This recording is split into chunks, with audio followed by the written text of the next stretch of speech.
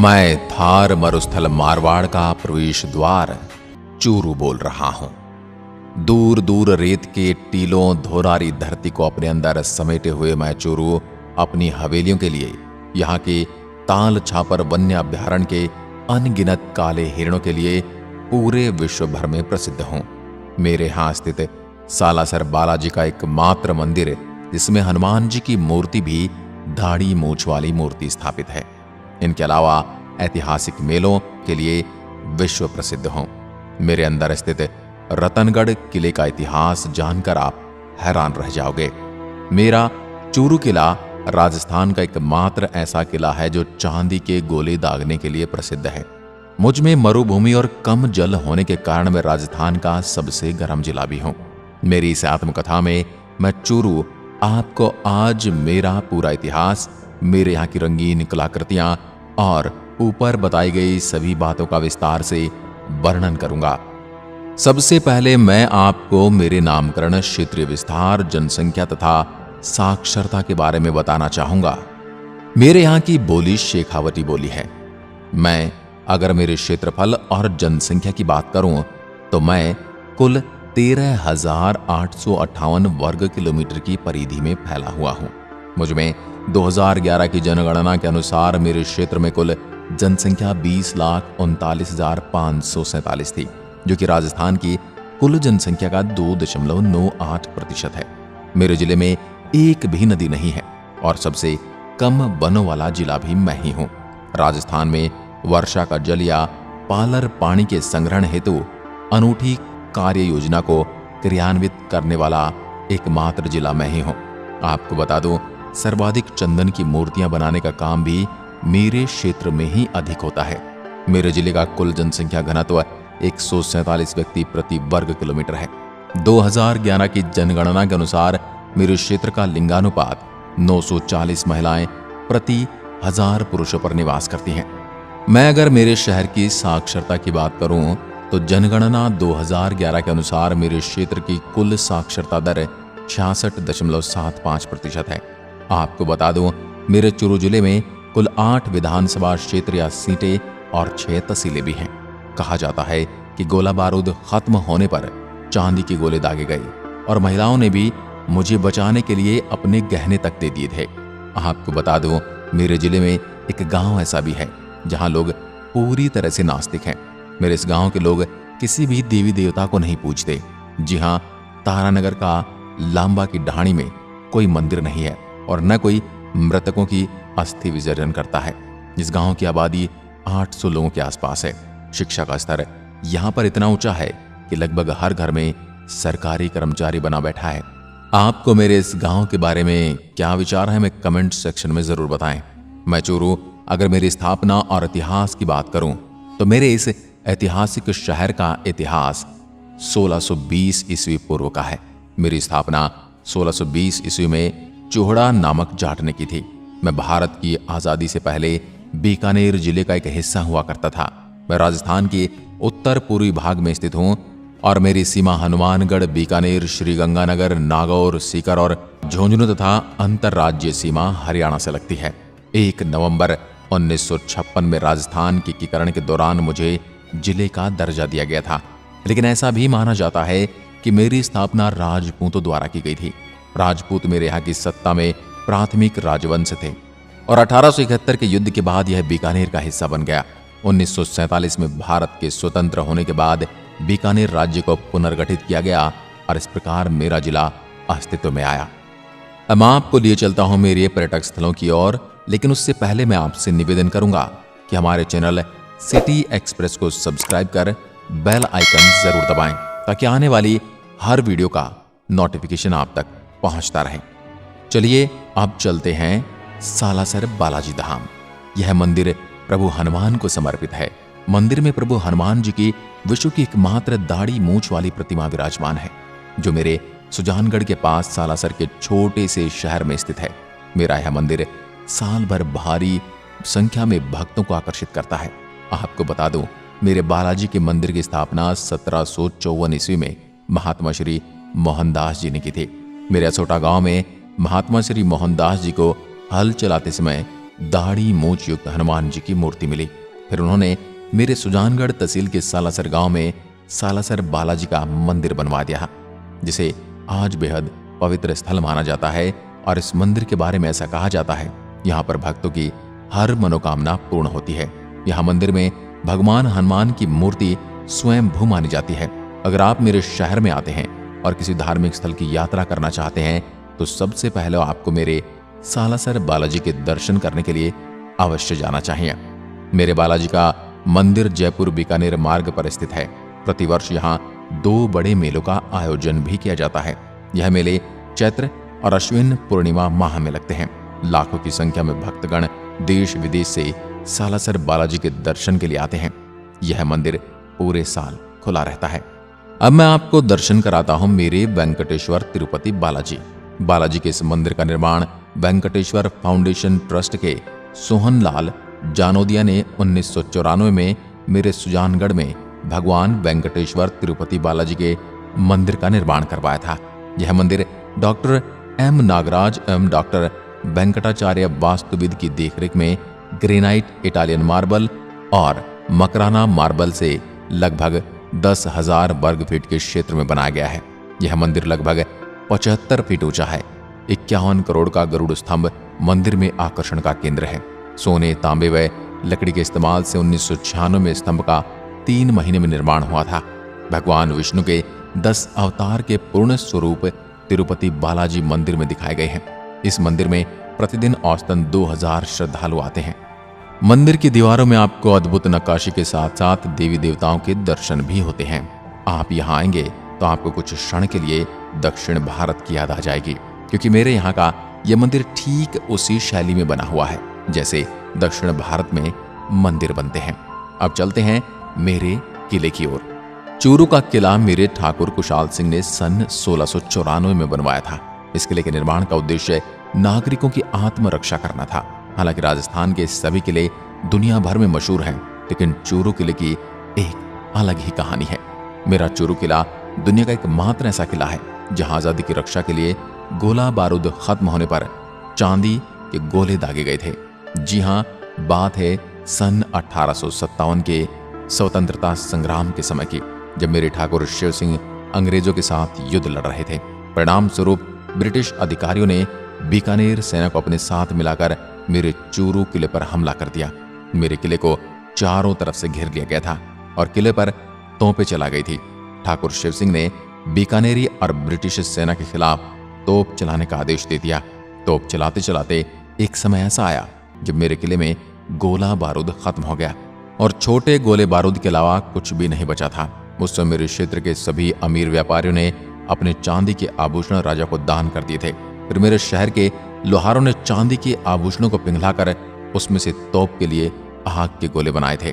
फिर चांदी के गोलों को तोप से निकाल दिए जाने के बाद इस कार्रवाई से प्रतिद्वंदी सेना हैरान हो गई और मेरे नागरिकों की भावनाओं को देखकर विरोधी सेना पीछे हट गई। लोगों ने महान संरक्षण और राज्य के प्रति उनकी भावना को देखते हुए दुश्मनों ने भी इसे जीतने के लिए विचार छोड़ दिया और एक बार फिर मेरे किले को अपनी प्रतिष्ठा के साथ साथ स्वतंत्रता भी वापस मिल गई। मैं चूरू आज भी मेरे उन महान व्यक्तित्वों को याद करता हूं तो मेरा सीना गर्व से चौड़ा हो जाता है। कैसे मेरी रक्षा और स्वतंत्रता की रक्षार्थ उन्होंने गोले खत्म हो जाने पर हिम्मत नहीं हारी और सोने और चांदी के गोले बना दिए। अब चलते हैं मेरे रतनगढ़ किले की ओर। यह एक ऐतिहासिक किला है। काफी संख्या में पर्यटक यहाँ घूमने के लिए आते हैं। मेरे इस किले का निर्माण बीकानेर के राजा रतन सिंह ने 1820 में करवाया था। मेरे इस भव्य किले की राजस्थानी स्थापत्य शैली का अद्भुत नमूना है, जिनमें भित्ति चित्र एवं सुंदर छतरियों के अलंकरण हैं। नगर के निकट ही नाथ साधुओं का अखाड़ा है, जहां देवियों की मूर्तियां बनी हैं। इसी नगर में एक धर्म स्तूप भी बना है जो धार्मिक समानता का प्रतीक है। यह किला लगभग 500 वर्ष पुराना और अगर आप कभी मेरे शहर की तरफ आए तो इस किले को निहारना चाहें तो आपको बता दूं, यह किला आगरा बीकानेर मार्ग पर स्थित है। मेरे रतनगढ़ कस्बे को तो छोटी काशी भी कहा जाता है। अब मैं आपको लिए चलता हूं मेरी प्रसिद्ध सुराणा हवेली। मेरी इस हवेली को राजस्थान का दूसरा हवा महल भी कहा जाता है। इस हवेली की खास बात यह है कि इसमें 1111 दरवाजे और खिड़कियां हैं, जिन्हें अगर एक आदमी प्रत्येक खिड़की दरवाजे को खोलकर बंद करे तो उसे पूरे दिन का समय लग जाता है। अब राजस्थान में 56 अकाल पड़ा था, तब वहां के मजदूरों को 2 वक्त के खाने के बदले इस हवेली का निर्माण किया गया था। यह हवेली प्रसिद्ध इतालवी और शेखावटी वास्तुकला डिजाइनों पर बनी है। सुराना हवेली एक 6 मंजिला इमारत है जो बहुत ही विशाल है। अगर आप वास्तुशिल्प प्रेमी हैं तो आपको मेरी सुंदर सुराना हवेली की यात्रा अवश्य करनी चाहिए। अब हम चलते हैं काला हिरन का घर कहे जाने वाले विश्व प्रसिद्ध मेरे ताल छापर अभ्यारण्य। मेरा यह अभ्यारण्य अपने दुर्लभ काले हिरणों के लिए पूरे विश्व में प्रसिद्ध है। इसके साथ ही एक कुरंजा पक्षी की शरण स्थली भी है।